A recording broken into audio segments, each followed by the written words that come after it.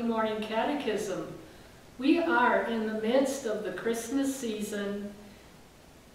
We are celebrating the Nativity of Jesus. We are celebrating the whole mystery of the Incarnation. And this Sunday, the Sunday after Christmas, the Church focuses particularly on the life of the Holy Family. I like to focus on the life of the Holy Family because it enhances the whole story of Jesus' humanness. I love to read the genealogy of Jesus, especially from the Gospel of Matthew. And we might say, well, it's a lot of names. So-and-so was the father of so-and-so, etc. But what it tells me is that there are historical connections between the mystery of God among us and the whole history of the country of Israel and the people Israel. And what the genealogy shows us is that Jesus really was human. There are people in that line that preceded Jesus that were certainly not holy. And 3 such women are mentioned, and also a woman who was not even a Jew. So Jesus certainly lived in a historical place at a historical time. The family life of Jesus also was just very plain, very ordinary human stuff. Now we have, I like this picture. This picture is what we usually think of when we think of the boyhood of Jesus. Jesus is with his dad, Joseph, and they're working together in the carpenter shop. Now, that's true to a point. One thing we have to know is that Nazareth, where Jesus grew up, was not a heavily forested area. So were there a lot of trees in the area? Not really. We've learned that Jesus, or rather Joseph, was as much a stonemason as he was a carpenter.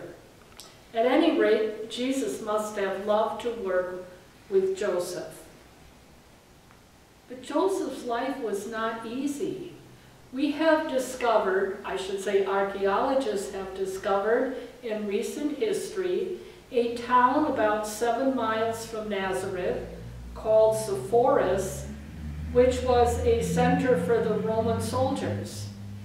And Joseph, along with many other men, would have had to walk there every day and spend the day building buildings of stone for the Roman soldiers, and then walk home again in the evening.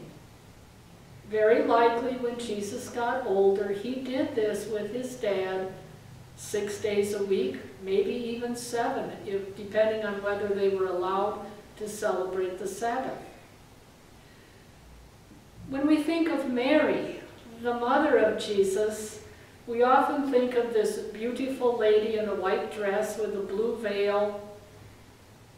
Actually, she would have been physically very strong because she did all the work that a woman would do at that time.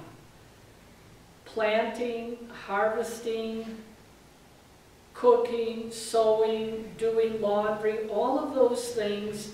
And when Jesus was little, Mary would have done what other women did to keep their babies warm.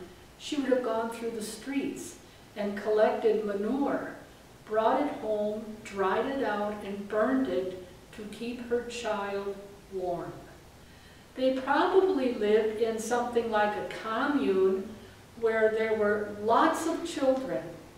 And so later when Jesus is referred to as having brothers and sisters, it is likely that they were all cousins.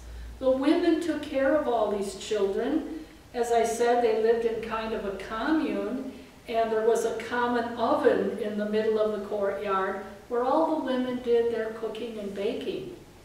The women taught the children. They socialized the children.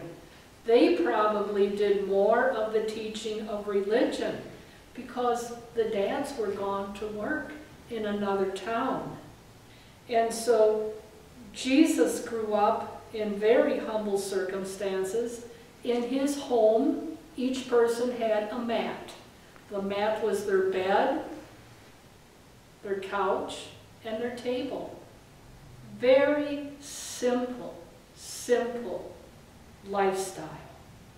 And so as we reflect on the mystery of the Holy Family, we could ask ourselves a couple of questions. How will our children have long-lasting effects by what we teach? What are those simple things we do with children day after day that will have long-lasting effects? Secondly, do we treasure, really treasure the simplicity of our own childhood?